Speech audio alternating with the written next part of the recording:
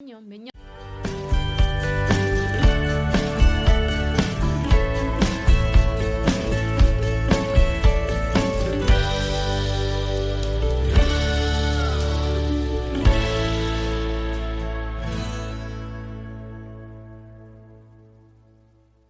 안녕하세요. 살롱드 전북 시즌2. 저는 진행을 맡고 있는 도도입니다. 반갑습니다. 반갑습니다. 네. 네, 반갑습니다. 세 명의 목소리가 들리고 있는데, 자, 제가 소개를 해드릴까요? 자기가 직접 나는 누구예요? 라고 말을 하실래요? 저는 슐라입니다. 네, 오늘 처음 뵙네요. 네, 처음 뵙습니다. 네. 슐라님은 살롱드 전북 시즌2에서 저희가 만화와 웹툰을 가지고 여성 서사를 보는 코너를 마련했는데, 그 코너에 계속 같이 하게 되실 분입니다. 슐라님은 뭐 하시는 분이시죠? 일단 만화 보는 걸 좋아하고 그다음에 최근에 웹툰도 좀 보려고 노력을 하고 있고요. 나이가 있다 보니까 요즘 웹툰의 흐름을 좀 따라가기가 좀 쉽지는 않은 지금 그런 상황인 것 같고 하지만 언제나 만화를 좋아합니다. 슐라님 덕분에 이 코너를 지금 마련하게 되었고요. 자, 그리고 슐라님 말고 또 오신 분이 있지요. 전북팀의 이청이라고 합니다. 또 뵙습니다. 보보님은 일주일 어떻게 지내셨어요? 저는 하루가 지나면 어제가 기억이 나죠. 오. 하루살이 인생이라서 뭐 그냥 잉여롭게 잘 살았던 잉여롭게. 것 같네요. 되게 하루가 전부인 듯 하루하루를 되게 열심히 사시는 느낌이네요. 저희 오늘 이렇게 넷이 모여서 저희가 웹툰과 만화를 볼 거예요. 근데 웹툰이 나오기까지 만화 역사가 있으니까 페미 웹툰이라는 코너명을 받아들여 주셨으면 좋겠고, 거기다가 웹툰에 페미를 붙인 이유는 우리가 페미니즘이 이렇게 한국 사회를 강타하기 전에 꽤 오래전부터 여성주의 관점이 들어간 만화와 웹툰들이 되게 많았더라고요. 이것들을 같이 나눠보겠다라는 생각으로 페미 웹툰을 지금 한 달에 한 번 아마 찾아가게 될 것 같고요. 오늘은 첫 순서입니다. 페미 웹툰 그 꼭지명에 앞에다가 하나 더 붙이고 싶어요. 종횡무진. 그래서 네, 그 페미 웹툰이 있지만은 여러 가지를 좀 많이 다루잖아. 이 서사 안에서. 그러기도 네. 하고 시대를 거슬러서 한번 우리가 만화, 그다음에 웹툰 이렇게 한번 쭉 훑어보는 그런 시간도 한번 가져봤으면 좋겠다라는 생각에서 종횡무진 페미 웹툰이라고 꼭지명을 한번 달아보면 어떨까라는 생각도 했습니다. 네. 우리가 사실 그 페미 웹툰이라는 코너명을 정할 때 순정 만화? 뭐 이런 이런 말을 사용하면 어떨까라는 생각을 되게 많이 했거든요. 근데 또 순정 만화는 또 거기에는 또 여성 혐오적 요소가 들어가 있는 시각이 아닌가라고 하는 고민도 했고, 그래서 여성 만화로 해야 되나라는 고민도 했었고, 그 용어들에 대해서는 들어보셨어요? 여성 만화라는 용어는? 친숙하진 않는 것 같아요. 맞아요. 그냥 그 전에 순정 만화라는 표현이 되게 익숙한데 이제 반대쪽의 지향점이 소년 만화잖아요. 근데 그러면 소년 만화의 반대의 말은 소녀 만화 그런데 왜 통칭해서 순정 만화라고 얘기를 하는 걸까 이런 생각이 들고 이제 요즘 옛날 만화 얘기를 많이 하는 사람들이 생겼는데 시대에 이제 유명한 작품들 근데 그 작품들이 거의 대부분 순정 만화라고 지칭되는 작품들이 많은 거예요.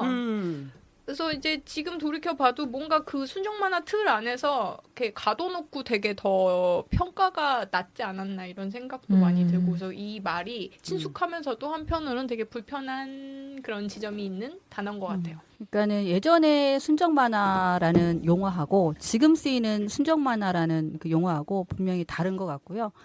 지금 순정 만화는 이제 로맨스 서사, 연애 서사 여기에만 집중이 되어 있는 것이 맞는 것 같고 예전에 순정 만화는 그 안에 사랑이 없어도 다 전부 다 여성 작가가 그리고 그다음에 여성들이 그다음에 소녀들이 읽는 만화는 전부 다 그냥 통칭해서 순정 만화라고 했죠. 그 전에는 용어가 없었던 거죠. 따로. 그러니까 만화라는 이름으로 붙이기 싫었나 보네요. 굳이 순정 그러니까는 만화라고 거기에서도 따로 하는 걸 디폴트 값이 남성이었던 거죠. 만화는 예. 남성. 그러네요. 그리고 여성들이 보는 것은 별칭으로 순정 만화. 근데 이 별칭 안에는 멸칭의 의미가 들어가 있는 거죠. 별 볼 일 없는 그쵸. 여성 작가들이 그래서 하찮은 계집 애들이 보는 만화라는. 순정 만화 작가분 중에 남성 작가분이 있는 그런 분들 더 뭔가 주목을 받는 오히려. 얼마 없으셔서 그런 건지 좀 지금 그런 생각이 문득 예, 들었어요. 그래서 강풀이 떴나요?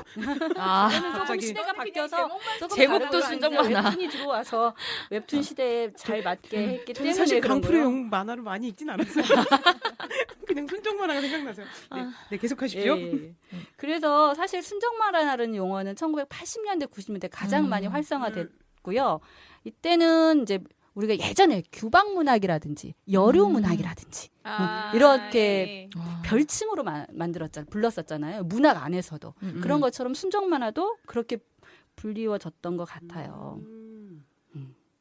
그래서 그때 1980년대 여러분들 별 같은 그 이름들 김혜린, 강경호, 김진, 그다음에 신일수까지 이분들은 사실 그 안에 로맨스 플롯뿐만이 아니라 로맨스 서사뿐만이 아니라 혁명을 이야기하고 또 여성 영웅에 대해서도 이야기하고 정의를 이야기하고 그렇죠. 정의 이야기하고 우주를 구원하고 그다음에 여성들의 어떤 성장을 그렸음에도 불구하고 그럼에도 순정 만화라고 불렸거든요. 그러네요. 예. 그래서 90년대 지나오면서 이 용어가 너무 번박하게 지금 붙여져 있지 않나라는 것들을 이 외부 만화계 전반적으로 인식을 한 것 같고요. 그러면서 조금씩 이제 벗어난 것 같아요. 그러니까 저희가 다 순정 만화를 읽으면서 자란 세대 아닐까요? 예, 그렇죠. 저는 그렇죠. 네, 저는 뭐 순정 만화도 보고 소년 만화도 보고. 그렇죠. 예. 저는 그 고등학교 때 만화계가 있었거든요. 한 달에 한 번 500원씩 걷어서 한 명의 집에 뭉쳐가서 지금은 만화 카페로 생겼는데 그 만화방에서 500원을 모은 만큼 빌려가가지고 한 달에 한 번 행사처럼 읽는 모임이 있었어요. 그래서 이제 지금 순정 만화 부흥기라고 해야 되나? 그게 그 르네상스 다음 저는 댕기, 뭐 댕기. 잉크, 그쵸. 나인, 뭐 등등등. 터치. 여러 진짜 가지 여기서 새롭다. 나이가 나오네요. 시대가 나오네요. 시대가. 칼라도 있었죠. 저는 그래서 그 잡지들을 거의 폐간될 때까지 꼭 사봤던 세대였던 거죠. 그래서 저에게는 사실은 순정 만화가 아니라 나에겐 그냥 만화였어요. 맞아요. 왜냐면 나는 나에게는 만화가 다 그랬고 나중에 남성 작가들의 만화를 나중에 접하게 됐던 거죠. 다른 분들도 다 그러세요? 저는 사실 순정 만화는 저한테 문학이었습니다. 그러니까 그때 소설에서라든지 뭐 드라마에서 볼 수 없었던 여주인공들이 나왔거든요. 맞아요. 가장 진취적이고 어떤 굉장히 적극적인 여성들이 나왔었고 또 남성 주인공들도 이 외부 세계에서는 전혀 볼 수 없는 환상적인 남성들이 나왔었죠. 그리고 뭐 주제도 저한테는 굉장히 교훈을 많이 주는 주제들이 굉장히 많이 있었습니다. 저는 이렇게 순정, 소년 이렇게 구분하지 않고 봤기 때문에 나중에서 이 여성 작가들의 작품을 순정 만화라고 얘기하는구나 정도 나중에서 깨달은 그렇죠. 그냥 만화로 그냥 통칭 장르 상관없이 네, 저도 봤던 그랬던 세대였을 것 같아요. 같아요. 예, 네네. 다 봤거든요. 네네. 다 봐서 음. 구분도 사실 딱히 없었고. 맞아요. 근데 나중에 나이 먹고 보니까 그 제가 어릴 때 좋아했던 소년 만화 이런 애니메이션들이 남자들이 많이 봤던 장르를 그치. 봤더라고요. 맞아요. 몰라가지고 약간 뭔가 또래인 남성분들한테 아저씨 감성이라는 말 많이 듣거든요, 요즘.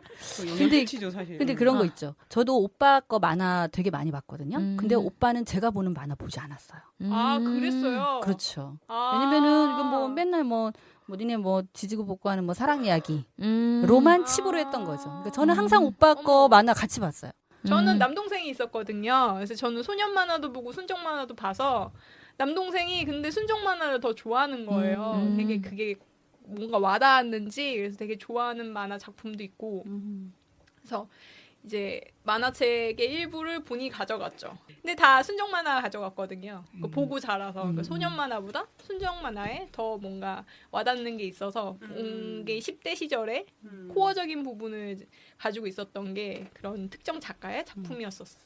그러니까 우리 모두 만화로 순정 만화가 아닌 만화로 사실은 시작했던 거고 거기서 많은 걸 배웠던 거고 네. 그래서 더 얘기하기가 좋겠다는 생각이 드네요. 드네요. 그렇죠?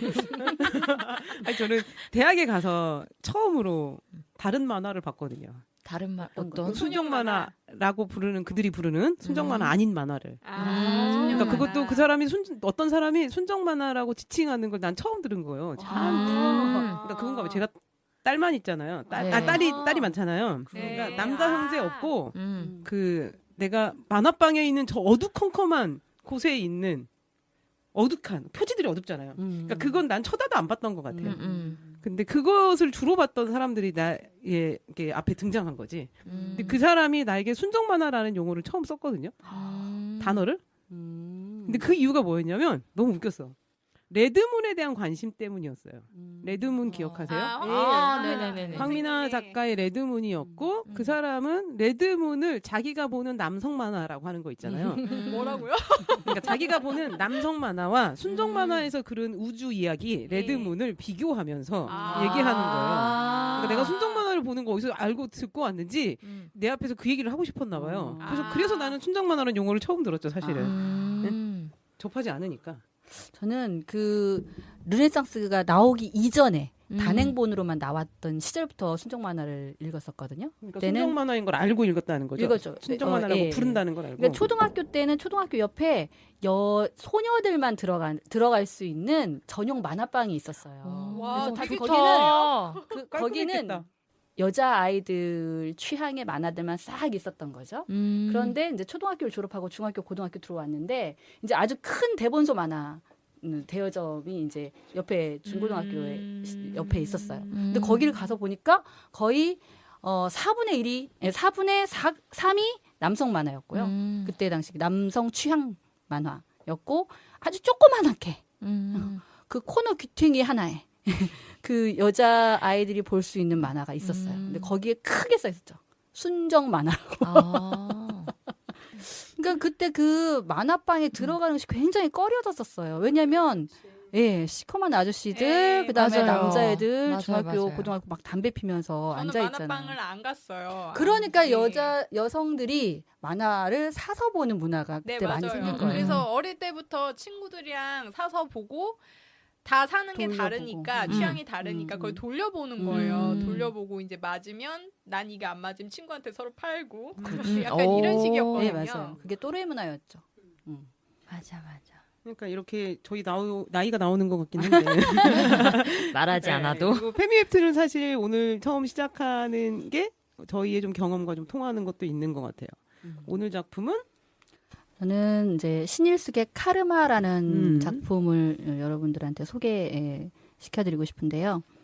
카르마는 단편이라고 불러야 되는 게 그 책 한 권으로 되어 있는 여기 이제 표지에는 단편집이라고 되어 있어요.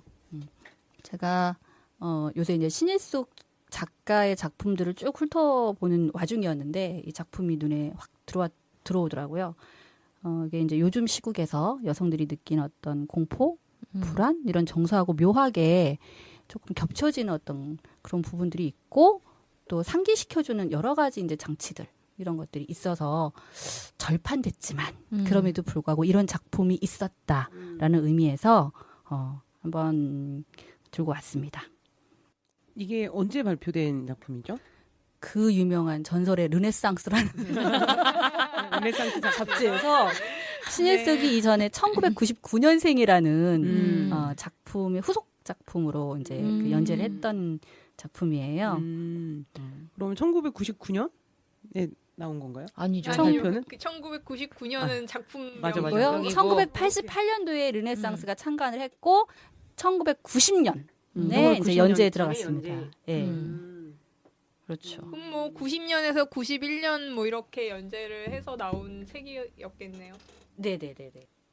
그 카르마의 그 줄거리를 얘기하자면은 이게 어떻게 보면 이제 계획 그 살인 범죄에 관련된 것인데 일단 카르마라는 제목에서처럼 어떤 전생, 윤회, 업 이런 것들을 소재로 하고 있어요. 그러니까 1990년대 후반에 어떤 세기말적인 분위기 때문에 전생 신드롬 이런 것들이 한창 열풍이었잖아요. 사실 네네. 거기에서 이제 소재를 차용해 온 거죠. 근데 그 대부분 96년 정도 보면은 은행나무 침대 혹시 기억하세요? 네네. 95년. 황장군?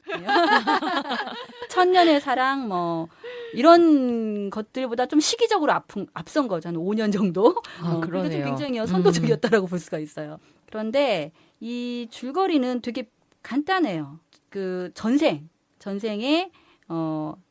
세 번의 전생의 그 꿈을 꾸는 그 주인공 시해 여대생의 이야기인데요. 이 그 전생의 꿈을 통해서 이 세 번의 생마다 살해 직전에 누군가로부터 일가족으로부터 구원을 받아요. 그리고 꿈에서 깨서 현생에 대한 어떤 그 앞으로 닥쳐올 어떤 살인에 대한 예감 이것 때문에 굉장히 불안해해요. 그리고는 어쩌다가 기차 여행을 하러 가다가 자기를 구해줬던 일가족이라고 생각한 사람들을 만나게 돼요. 그러니까 전생에서 구해준 사람들이라고 생각하는 일가족을 만나게 되고 그 일가족들과 다시 또 인연을 쌓게 되고 그리고 또 살인이 일어나고 시작됩니다. 시작이 되고 그리고 시해도 죽을 위기에 처하고 그리고 전생에서처럼 누군가로부터 구원을 받게 되는 그러면서 이야기가 끝나는 작품이죠. 예. 그런데 저는 여기에서 그 굉장히 인상적이었던 것이 그때 1990년대에 되게 제가 한 10대 후반 정도 됐을까요? 한 중반 정도 됐을까? 그때 읽었을 때는 되게 뭔가가 굉장히 찜찜한 것 같은 느낌만 남았었던 작품이에요. 근데 뭐지 하면서. 그러나 이제 맨 마지막에 그 남자로부터 구원을 받고 끝냈기 때문에 이건 이제 그냥 그래도 구원받아서 끝났으니까 괜찮겠다라고 하고 그러고 나서 이제 안 읽었던 작품이었던 것 같아요. 그런데 늘 이 그 카르마라고 하면 어떤 불편함, 찜찜함 이런 것들이 남아 있었거든요. 지금 읽어보니까 그 3번의 전생이 굉장히 의미심장하더라고요. 한 번은 점쟁이 인도 여성이었고요. 그 소녀였고 두 번째 생에서는 백작 부인이었는데 매 맞는 아내였어요. 그리고 세 번째는 인디언 처녀였는데 백인 남성 무기상들한테 납치를 당할 뻔한 여성이었죠. 납치를 당했다가 풀려났다가 도망치다가 다시 또 잡히는 그런 여성이었어요. 그러니까는 어떻게 보면은 3번 다 남성의 폭력으로부터 살해 위협을 받으면서 죽을 위기에 처했던 그런 상황인 거죠. 네. 네. 그래서 되게 이 공포 심리를 굉장히 잘 그려낸 작품이다라고 생각을 했습니다. 그리고 다시 또 현생에서 또 살인이 일어나죠. 그리고 점점점 자기한테 그 살해 위협이 다가오고 있고. 저는 이제 이것을 보면서 묘하게 우리가 2016년이죠. 강남역 사건이 떠올랐고, 강남역 사건이 떠올랐고요. 그다음에 또 하나는 1990년대 치안 상황은 어땠지? 이게 궁금해졌어요. 혹시 1990년대 즈음 여성의 치안 상황을 나타내주는 단어가 딱 봉고차. 봉고차. 맞습니다. 네. 근데 인신매매가 정말 유행 아닌 유행? 인신매매라는 단어를 통해서 그때 당시에 어떤 그 여성 폭력과 치안 수준을 알 수 있을 것 같아요. 그 신문을 제가 그때 찾아보니까 1980년대 중반부터 사건화되었고요. 그 다음에 실제 언론에 그 지속적으로 이 인신매매 범들을 검거했다라는 어떤 그런 신문 보도들이 쭉 나왔더라고요. 1984년 4월에는 이게 다 일자리를 찾아서 지방에서 서울로 상경한 20세 전후 여성 500여 명을 임신매매한 조직이 검거가 조직인 거잖아요. 조직인 거예요. 87년 3월에는 30개 파의 조직이 검거가 됐대요. 30개 파라는 거고. 같은 해예요. 같은 해 10월에 여중고생 500여 명을 인신매매한 10개 파 조직이 검거가 됐어요. 그리고 그 이듬해에는 그러니까 1988년도죠. 21개 파의 조직이 176명이 검거가 됐다라고 그래요. 그럼 이 사람들이 납치한 여성들의 규모는 얼마냐는 거죠. 이게 빙산 일각이라는 그렇죠. 예. 거잖아요. 사건화되고 촉발된 게 잡혔던. 이거니까. 예, 그렇죠. 그래서 그때 당시에 그 언론사에서 막 그 조사도 했었어요. 그 여성들한테 치안의 어떤 수준이라든지 무엇에 대해서 가장 그 스트레스를 받느냐 했을 때 1위가 바로 성폭행, 그 다음에 납치가 70% 이상을 차지했다라는 보도도 있었습니다. 그러니까 이 불안 심리가 그냥 막연하게 불안하다 이게 아니었던 거죠. 실체가 있는 거죠. 실체가 있었던 거죠. 그리고 그때 당시 가정폭력의 수준을 보면 정말 심했거든요. 맞아요. 예. 예. 제가 그러니까 저는 국민학교를 나왔는데 국민학교 시절에 영동세브란스인가 입원했는데 정형외과에 입원을 했는데 같은 병실에 바로 옆자리에 있는 아주머니가 남편분이 그때 당시에는 집에서 담배를 되게 많이 폈잖아요. 그래서 이제 그 담배에 쟤를 떠는 유리로 된 걸 던져서 맞아서 이제 병원에 입원을 하셨더라고요. 처음에 이제 맞아서 입원한 줄 모르고 있다가 그 부부가 사이가 안 좋으니까 오실 때마다 뭔가 되게 그러니까 나이가 그러니까 저는 초등학교 한 3학년 정도 됐는데 그럼에도 불구하고 되게 이상한 게 느껴졌는데 나중에 이제 그 아저씨가 가고 아줌마들끼리 얘기하는 걸 들어보니까 아주머니가 그 아저씨한테 둔부를 맞아서 불편하신 거죠. 그런데 계속 오고 뭔가 그래서 약간 그 병동 안에 정형외과 병동 안에 그렇게 입원한 사람이 있는 거를 그때 봤었어요. 그때는 그냥 그랬나 아무 생각이 없었는데 지금 와서 생각해 보면 참 그렇죠. 법이 97년도에 처음 만들어졌으니까. 가정폭력특별법. 네, 가정폭력특별법이 처음 만들어진 게 97년이니까 사실은 그 전에는 처벌조차 거의 안 됐었다는 거죠. 그냥 그 이제 가정폭력 신고를 받고 경찰이 왔다 하더라도 그냥 집안일로 그렇죠. 치부를 하고 그냥 다시 돌아가는 어떤 그런 일들이 빈번했던 시절이었잖아요. 그래서 그때의 저는 분명히 이런 시대적인 상황을 작가가 의식했을 거다. 의식했을 거고 이때 당시에 집단적으로 그 여성들이 그 불안해왔던 그런 심리를 이렇게 공포라는 이제 키워드를 통해서 반영을 한 작품이 아닐까라는 생각이 들었습니다. 그래서 묘하게도 요즘에 자꾸 이제 사건화되고 있는 일련의 어떤 살인 사건들 이런 것들이 굉장히 오버랩되는. 다른 분들도 카르마 읽어보셨죠? 저는 네. 솔직히 되게 전혀 반대로 읽었거든요. 네네, 그럴 수 있죠. 예. 완전 그 양극의 대착점에 있는 느낌으로 읽었고요. 그래서 좀 얘기를 들으면서 동의하는 부분도 있는데 동의하지 않는 부분이 제일 큰 게 일단 남자 구원자가 구원을 했다는데 저는 그걸 남자 구원자가 구원을 했다는 게 아니라 여자 주인공이 구원을 했다는 생각이 들었거든요. 아, 그렇게 해석하셨다는 거죠. 왜냐면 그 지금 현생이 이전과의 그 돌았던 패턴하고 다르게 돌거든요. 이 여자 주인공이 처음에 그러니까 이 전생과는 다르게 그 꿈을 꾸는데 그거가 이제 그 예지몽이라고 과거에 이어서 올 거는 그런 직감이 있고 그걸 알아차리는 면밀함이 있어서 그거를 계속 이제 생각을 하다 보니까 이런 부분이 아까 그 가해자분한테도 영향을 끼치고 그 다음에 이제 구원자인 그 가족 형제 중에 마지막까지 그 여자 주인공을 도왔던 그 사람한테도 영향을 끼쳐서 이 세 사람의 서사가 전 바뀌었다고 느껴졌어요. 근데 이 바뀌게 된 주축이 여자 주인공이라는 생각이 들었고 그리고 이제 초반에 보면 뭐 정신과도 가고 뭐 여기저기 많이 가잖아요. 뭐 심리학 뭐 선배도 만나고 뭐 철학원도 가고 막 다 가요. 근데 이제 뭔가 자기가 이런 남들과 되게 다른 경험의 결이 있는 부분에 대해서 너무 다른 거를 스스로도 인지하고 주변에서 계속 자극을 주는 상황에서는 자기 개방을 안 하기 십상인데 되게 굉장히 용기가 있고 힘이 있는 분이어서 어디든 가가지고 내 얘기를 하고 뭔가 이런 사람이 있을 거다. 내 얘기를 들어주고 온전히 알아주는 누군가 존재할 거라는 믿음을 버리지 않고 가서 실망은 하지만 매번 용기를 내서 가거든요. 그래서 이것도 너무 대단하고 밤에 잠잘 때마다 그 과거 상황이 계속 올라오는 거잖아요. 그러면 잘 때마다 거의 죽었다는 얘기가 되는 건데 죽거나 죽을 위기까지 오면 그러니까 뭐 PTSD 계속 진행인 상황인 거죠. 이런 상황에서 뭐 정신과적인 약을 먹지도 않고 상담을 받지도 않는데 혼자 힘이 있어가지고 정신줄을 놓지 않고 계속 앞으로 나가는 게 저는 이 분이 되게 정말 되게 힘이 있는 느낌이 되게 들었어요. 지금 대단하고 그래서 이제 그런 부분에서 제일 그 인상 깊었던 부분은 되게 그 이제 절망하고 뭔가 미래가 희망이 없고 계속 이런 업을 반복을 한다는 거에 되게 비탄에 빠져 있는 상황에서 친구가 너는 그 예지를 할 수 있으니까 그럼 바꿀 수 있다. 터닝 포인트가 될 수 있다라는 말에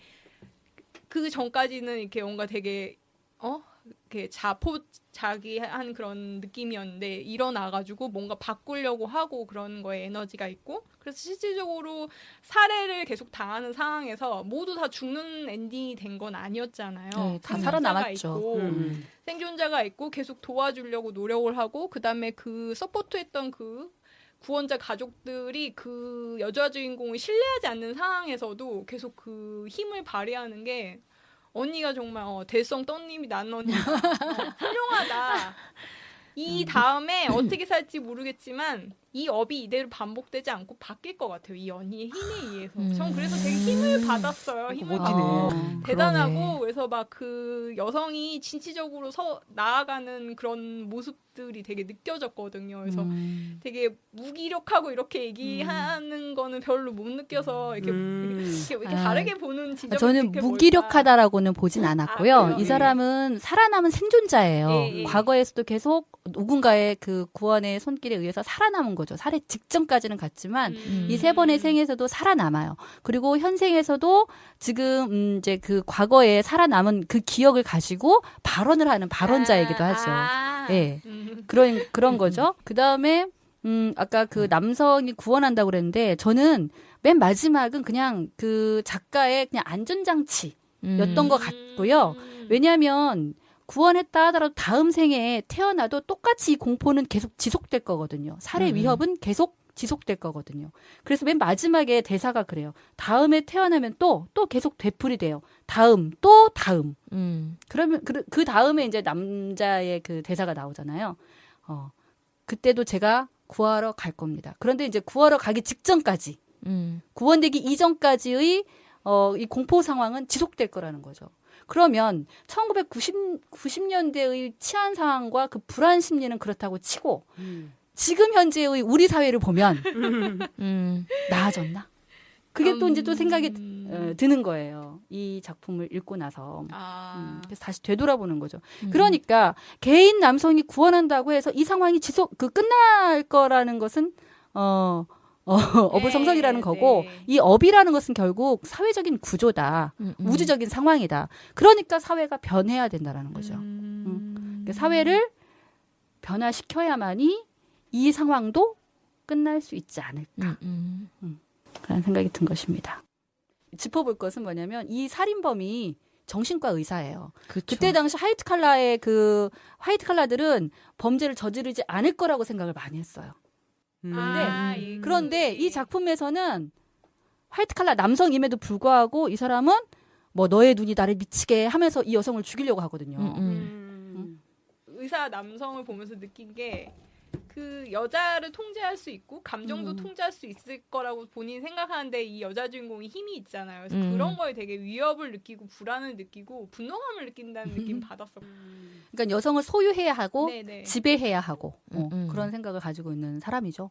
전생에 있었던 남자들도. 그렇죠. 저는 카르마를 읽으면서 사실 예전에 읽었던 것이 다시 읽으면서 기억나더라고요. 그러니까 예전에 읽었던 게 기억나지 않았던 이유는 저는 사실 여성 캐릭터 이입이 안 되는 거죠. 그러니까 이게 주체적인 힘으로 읽었는데 저는 왜 그렇게 구원자 가족에게 가까이 가는지가 이해가 안 됐거든요. 읽을 때. 이게 일가족이 그러니까 왜 나오는지. 그게 너무 그러니까 되게 전생을 기억한다는 게 판타지적 요소잖아요. 네. 그래서 구원자 가족이 나타났을 때 모르는 상태에서 막 다가가는 여자 주인공한테 공감이 안 됐던 것 같아요. 그러니까 그런 시각이 지금 좀 생각을 해봐야 될 것 같아요. 지금 여기서 얘기를 듣다 보니까. 그런데 또 일상생활에 친구와 그 다음에 쫓아다니는 그 선배 있잖아요. 나중에 데이트 폭력을 저지르는 스토킹이죠. 처음부터 스토킹을 했죠. 그렇죠. 근데 그 사람들 사이가 너무 또 유쾌해, 발랄해. 맞아. 그러니까 그런 만화에서 풍기는 분위기들에 크게 공감은 못했던 것 같아요. 근데 지금 이렇게 읽어보니까 요즘에 발표되는 작품들에서는 무조건 발랄한 이런 것은 설정은 별로 없지 않아요? 그렇죠. 그러니까 시대가 변했으니까 그 당시에는 이게 스토킹인지 아니면 데이트 폭력인지도 모르고 그냥 그게 사랑이겠거니. 그리고 맞으면서도 사랑해라고 얘기를 했잖아요.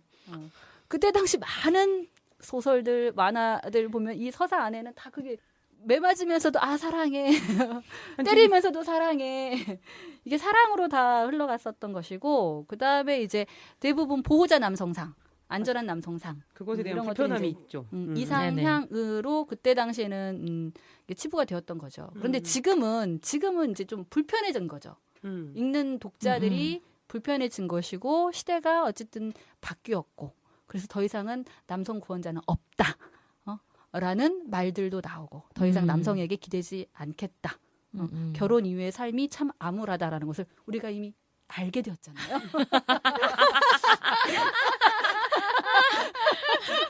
말하지 않아도. 말하지 않아도 선배들로부터 많이 그러니까 여성 독자들이 기존의 그 작가들이 따르던 문법 같은 뭐 결국에는 해피엔딩, 행복하게 살았습니다. 결혼했습니다. 뭐 이런 거 있잖아요. 이런 네. 것에 대한 거부감들이 확실히 생기긴 한 것 같아요. 그래서 요즘에는 창작되는 작품들이 그런 성격들이 좀 많이 바뀌는 모양새고. 아, 예, 그쵸. 그 독자도 이제 실시간 리플 다니까 네. 뭔가 남자 주인공이 별로예요. 그럼 막 언니 걘 똥차야 버려 이런 게 100% 올라가 밑에 막. 그래서 기존의 작가들도 원래 웹툰이라는 게 한 번 하고 끝나는 게 아니라 다시 수정해서 다시 재연재하기도 하고 그다음 다시 재출간하기도 하잖아요.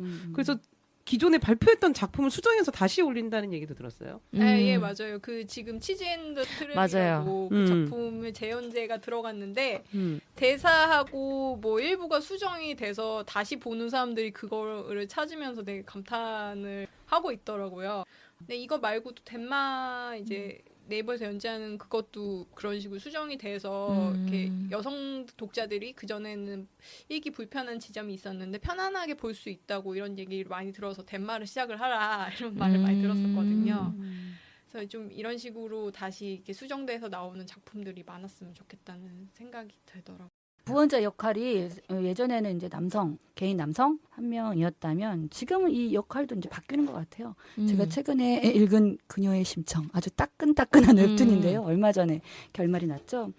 여기를 보면 어쨌든 승상분과 심청이와의 어떤 관계가 되게 미묘하게 그려지는데 어쨌든 이 둘의 관계를 통해서 이 악조건인 상황들을 극복해 나가고 맨 마지막에는 둘이 해피엔딩으로 끝나거든요. 그 언니와? 그 언니와. 오, 좋다. 그 언니 너무 멋지거든요. 그 언니.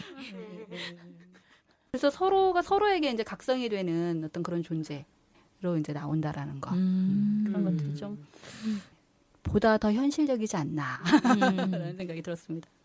이렇게 말 나온 김에 그녀의 심청과 더불어서 재밌게 읽을 수 있는 또는 여성의 상황들을 조금 알 수 있는 뭐 추천작들 있을까요?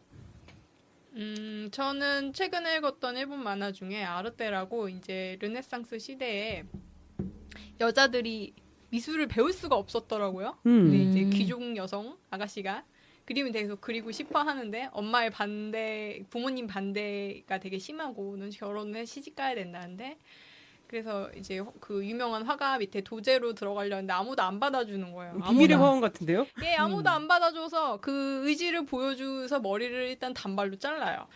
혼자 이제 하시는 그 화가 밑에 들어가서 이제 작업을 하는데 씩씩하게 이게 기존에 있는 모든 여자분들이 그 시대의 여성분들이 뭐 노동을 하지 않고 그런 거와 완전 대착 지점에 있는 캐릭터로 나오거든요. 그래서 그림을 계속 그리고 뭔가 앞으로 나아가는데 여기에서 연애 요소가 있진 않아요. 그래서 이제 6권인가까지 나왔는데 그러니까 그 다양한 경험을 하고 그림을 그리고 그런 소소하게 발전하고 뭔가 여러 사람 만나고 성장하고 생각이 바뀌고 이런 부분에 묘사가 치중되어 있거든요. 그래서 좀 편하게 읽으실 수 있지 않을까. 그리고 복식 같은 것도 굉장히 잘 그린 그림이라서 그런 걸 보는 즐거움도 있어요. 저는 이제 카르마가 절판이 됐잖아요. 네. 그래서 이걸 들으신 분들이 굉장히 궁금해 하더라도 참 구해보기 참 쉽지는 않을 텐데. 쉽지는 않을 텐데. 그래도 신일숙 작가, 그 카르마를 그린 신일숙 작가가 궁금하시다면 지금 레진 코믹스에 불꽃의 메디아라는 작품이 올라와 있어요. 완결이 됐고요. 이것도 그 그리스 신화를 재해석해서 마녀 메디아를 굉장히 진취적인 여성으로 그려놨습니다. 그래서 이 작품 한번 읽어보시면 좋을 것 같고, 그 다음에 지금 현재 카카오 스토리에 카야를 연재 중에 있어요. 그래서 궁금하시다면 그분의 색깔을 좀 느끼실 수 있을 것입니다. 그리고 저는 최근에 아주 감동 깊게 읽은 웹툰이라면 미역의 효능의 지갑 놓고 나왔다를 강추하고 싶습니다. 제가 이 모니터를 보면서 눈물을 주룩주룩 흘렸던 작품이에요. 그래서 이 작품은 언젠가 기회가 되면 이렇게 저렇게 보고 이야기하고 싶어요. 여기까지. 지금 듣고 계시는 분들이 지갑 놓고 나왔다 읽고 계시면 저희가 곧 찾아가겠습니다. 그다음에 제가 한 가지 더 말씀드리고 싶은 것은 만화를 읽기 위해서 사실은 제대로 읽으려면 만화도 공부가 필요하거든요. 만화 읽기에도 공부가 필요하니까 카르마하고 같이 한번 읽으면 좋을 여성주의 도서 하나 소개시켜드리자면 페미사이드라는 다이애나 러셀이 쓴 책이고요. 그다음에 2018년 11월에 번역이 됐어요. 그래서 여성 살해를 뜻한다고 하죠. 페미사이드가 그 강남역 사건 이후에 우리 사회에서 페미사이드라는 용어가 굉장히 부상이 많이 됐는데 여기에서는 페미사이드를 여성에 대한 혐오, 경멸, 쾌락 또 어떤 소유의식에서 나온 가장 극단적인 형태의 성차별 테러리즘이라고 정의합니다. 그래서 여성에 대한 신체 절단, 살인, 강간 살인 그리고 살인으로까지 치닫는 어떤 구타. 그래서 서유럽의 마녀 사냥, 인도의 그 신부와 과부 살해, 어쨌든 또 라틴 아메리카 이런 데서 벌어지는 명예살인까지도 페미사이드의 범주 안에 들어가거든요. 그리고 우리나라에서 1980년대, 90년대 일어났던 여아 낙태 이런 것들도 페미사이드에 속한다고 볼 수가 있죠. 사실은 늘 가부장제 사회에서 여성 폭력이 있었고 살해 위협이 있었는데 그 어떤 용어로 정의되지 못했던 그런 부분들을 페미사이드라는 용어 안에 굉장히 함축적으로 잘 담아내고 있죠. 그래서 이 책을 통해서 한번 쭉 훑어보시면 여러 가지 생각들을 많이 얻을 수 있을 것 같아요. 제가 추천하고 싶은 책은 그것은 썸도 데이트도 섹스도 아니다라는 책이에요. 데이트 폭력에 대해서 얘기를 다룬 거고요. 아는 사람에 의해서 일어나는 데이트 폭력. 이 책에 의하면 이 책이 제가 좀 읽은 지 좀 된 책인데 80년대 미국 상황에 대한 책이었던 것 같은데 처음 시작을 성폭행으로 시작을 한 다음에 그 다음에 사기자로 가는 얘기가 굉장히 많더라고요. 그래서 본인이 당한 게 이게 성폭행인지 인지를 못하고 있다가 막 5년, 뭐 6년, 뭐 3년, 몇 년 있다가 알아차리고 이제 외상에 대해서 처리를 하는 얘기도 나오고 그래서 좀 그러니까 이게 데이트 폭력인지 생각하지 못했던 부분에 대해서 좀 이 책을 보면서 많이 인지를 하게 되었고 저희가 아까 나눴던 카르마에서 이제 여자 주인공을 따르는 선배도 사실 스토킹을 하고 그 다음에 이제 나를 좋아하지 않는다고 화를 내면서 위해를 가했잖아요. 이것도 이 범주 안에 들어가거든요. 그래서 한 번쯤은 다 읽어보시면 좋을 책이라는 생각이 들어요. 근데 읽을 때 좀 굉장히 힘들었거든요. 힘들어서 공공장소 이런 데서 읽지 않고 좀 혼자 있을 수 있는 공간에서 읽는 거를 개인적으로 추천해드립니다. 좋은 집이네요. 네, 저는 좀 그러니까. 힘들었어요. 보면서 또 되게 힘들고 그래서 좀 최근 이게 몇 편 안 올라온 웹툰 중에 가정 내 성폭력을 다룬 웹툰이다라고 작가가 쓴 웹툰이 있어요. 그게 네이버에 일요일에 올라온 웹툰인데 27-10이라고 그녀가 지나간 시간. 처음에 저는 그냥 신규 작품이어서 처음에 읽었는데 되게 그냥 말랑말랑한 그림체가 되게 말랑말랑한 느낌이거든요. 그래서 그냥 여성에 대한 일상툰 뭐 이 정도로 생각하고 일화를 읽었는데 맨 마지막에 딱 본 작품에는 가정 내 성폭력 관련 내용이 있습니다라고 작가가 그냥 그 작품 내에 그냥 그렇게 박아놨더라고요. 그리고 이게 지금 7화까지밖에 안 올라왔어요. 그러니까 진행되는 상황들이 계속 나오겠지만 그녀가 지금까지 살아오면서 지난 시간 동안 가정 내에서 겪었던 일들에 대해서 쭉 풀어나갈 것 같은 웹툰입니다. 그 만화 꼭지를 부모님이 찍어서 보여주셨는데 아빠가 딸 그것도 아동 10살도 안 돼 보이기도 했어요. 왜냐면 초등학생이었거든요.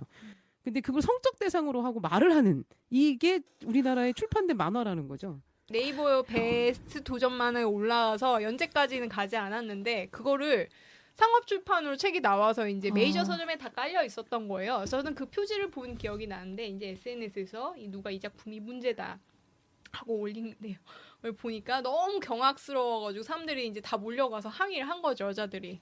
그래서 일단 출판 정지가 된 상태까지 하고 뭐 이걸 고쳐서 다시 낸다고 그랬나? 거기까지만 제가 파악이 된 상태인데 그 내용이 너무 왜 딸하고 연애를 하려고 하는 건지 그냥 딸은 자식이고 부부가 공동으로 키우는 거고 연애는 배우자분이랑 하시면 되잖아요. 근데 어쨌든 딸이라는 본인은 아니라고 하겠지만 저자나 그린 사람의 의도는 섹슈얼적인 대상으로 보는데 그게 아니래요. 아니고 뭐 그리고 딸은 이제 아버지한테 사랑받는 서사. 그런 게 되게 많더라고요. 남성 작가가 어린 딸을 대상화해. 근데 그게 문제를 제기하면 자기는 그렇게 생각하지 않았다. 왜 그런 식으로 받아들이냐라고 너희들이 하고. 이상하다. 그렇죠. 그런 식으로 반격 아닌 반격. 그 모배우가 대학에서 학생들을 성희롱하고 성추행했던 네네. 그 사람이 한 말이 딸과 연인 같은 딸이었으면 좋겠다라는 얘기 했었잖아요. 그리고 지금 그 락밴드 중에서 되게 유명하신 라디오 DJ도 하시고 토크쇼도 하셨던 분이 딸하고 딥키스 하는 얘기를 해서 문제가 된 경우. 뭐라고요? 그러니까 키스. 윤 씨군요. 그렇죠. 그런 경우도 있고. 근데 그거를 전혀 문제라고 생각하지 않았는데 그걸 문제화하니까 자기가 충격을 받았었다라는 식으로 나중에 얘기를 했었죠. 그러니까 소위 진보적이라고 하는데 그 음. 사람이 이제까지 살면서 그 딸을 키우면서 그쵸. 딸 바보만 됐지 딸과 관련된 여성 인권과 관련된 건 하나도 공부를 안 했다는 거죠. 그쵸, 그쵸. 공부를 해야 제대로 볼 수 있을 것 같습니다. 그러니까 1980년대, 90년대도 여성들은 소유물의 개념으로 바라봤거든요. 네네. 근데 버니성도 그렇고 거기에서 카톡 대화 내용들 보면 다 그냥 물건 취급이잖아요. 네네. 여성들은 그냥 물건 하나에 그냥 가지고 노는 놀잇감. 이렇게 바라보고 있는 시각들이 여전하다라는 것. 그러니까 시대가 이렇게 흘렀는데 세월이 흘렀잖아요. 바뀐 게 있긴 있는데 별로 바뀌지 않은 것 같은 거예요. 그러게요. 바뀌긴 바뀌었어요. 바뀌긴 바뀌었단 말이에요. 그러니까 그게 참 굉장히 참담한 거죠. 그쵸. 참담한 현실을 다시 한번 느끼게 되고 그때와 지금은 무엇이 같고 무엇이 다른가 이런 것들 한번 생각을 하게 됐습니다. 네네. 네, 저희 페미 웹툰은 여성의 그러한 이야기들을 담은 작가들을 칭찬해 줄 겁니다. 굉장히 뛰어나지 않나요? 네네. 90년대에 멋지잖아요. 이런 불안 심리를 다뤘다는 그쵸. 게 저는 슐라님한테 이제 신일숙 작가 이야기를 많이 듣다 보니까 저는 사실 신일숙 작가를 좋아하진 않았었거든요. 그런데 우와 이렇게 감탄하게 되는 부분이 있는 것 같아요. 맞아요. 그리고 우리는 왜 이렇게 위대한 작가를 그동안 평가해주지 않았나라는 생각이 되게 많이 드는 거예요. 맞아요. 그러니까 맞아. 제가 그 남성들이 읽는 만화라고 지들이 만화라고 불렀던 것들 있잖아요. 그거를 보고 충격적이었던 건 뭐 이렇게 내용이 없어였거든요. 그러니까 그러게. 내가 보통 대학교 예. 때 그럼 그걸 처음 읽기 시작했으면 뭔가 예. 읽어야 되잖아요. 너무 재미가 없는. 내용이 없는 게 네, 많았죠. 내가 예. 감탄한 것은 머털도사를 그리신 이주호 작가 것만 좀 감탄하고 아하. 나머지 작가들은 되게 그러니까 되게 실망을 했었거든요. 근데 그 음. 여성 작가들은 이미 거기에 시대 정신을 반영한 것들을 되게 많이 그렸단 말이에요. 예, 맞아요. 스토리도 그렇고 예, 난 네. 그것을 칭찬해줘야 한다라고 예, 생각을 맞아요. 합니다. 예, 그때 당시에 혁명도 이야기하고 자랑스러워해야죠. 예, 그렇죠. 맞아요. 예. 우리의 음, 자긍심? 그리고 실제로 그때 90년대 학생 운동권에서 여성 작가의 책을 교재 삼았어요. 예, 아. 북해의 성경을 별, 배우기 위해서. 김혜린의 북해의 별이라는 작품. 그랬군요. 예. 대박. 거기 보면은 5.18을 연상시키는 단어들이 엄청나게 많이 나와요. 네. 저 지금 소름 돋아요. 근데 누군가는 그러긴 하더라고요. 남성 작가의 검열의 잣대와 여성 작가의 검열의 잣대가 달라서 여성 작가 건 통과가 됐고 남성 작가는 통과가 못 됐다. 그러니까 윤리적인 측면에서 그러니까는 그 썸만 봤던 거죠. 그러지 않았나 그런 생각이. 그러니까 여성 작가의 한편으로는 사회적 들어요. 발언은 아예 고려하지 않았던 이거 거예요. 그거네요. 그치. 그 이렇게 세계 대전 때 여자 스파이들이 많았다. 여자가 이런 거를 할 거라고 감히 생각하지 그쵸, 않아서 그쵸. 대부분의 스파이는 여자였다. 이거랑 비슷한 맥락인 것 같네요. 저는 예전에 문학 작품들 1920년대, 30년대 남성 문학 작품들 보면 지금 보면 엄청나게 불편한 작품들이 많이 있거든요. 네, 맞아요. 완전 과정폭력 서사인데도 불구하고 여러 가지 무슨 뭐 의미를 준다, 뭐 상징을 뭐 준다 해가지고 굉장히 높이 평가를 하면서 교과서에서도 여전히 실려져 있죠. 그런데 이런 작품들, 우리 카르마 같은 작품 같은 경우에는 사실 명작 만화이거든요. 근데 이런 것들 많이 다시 한번 재출간이 되어서 곳곳에 그 전국에 있는 도서관에 비치가 됐으면 좋겠어요. 왜냐하면 지금 현재 1980년대 뭐 불과 얼마 안 됐는데도 불구하고 만화책들이 많이 유실이 됐어요. 그래서 그 가장 많이 그 소장하고 있는 데가 부천 만화도서관이에요. 근데 네. 우리 지역 네. 그 주민의 입장에서 봤을 때는 거기까지 올라가기가 힘들잖아요. 그쵸. 네. 그러니까 좋은 만화 작품들은 다시 재출간을 해서 공공 도서관에 필히 비치가 되었으면 좋겠습니다. 좋네요. 문화도시 전주에. 아, 문화도시 전주에. 나왔어. 심지어 여기가 저희 여성 만화. 소대전도 하잖아요. 우와, 여성 만화 박물관. 좋다. 여성 만화 도서관. 너무 좋아, 좋아, 이런 좋아, 거 좋아. 좋죠. 너무 좋아. 건의합니다. 네. 시청분 듣고 계신가요?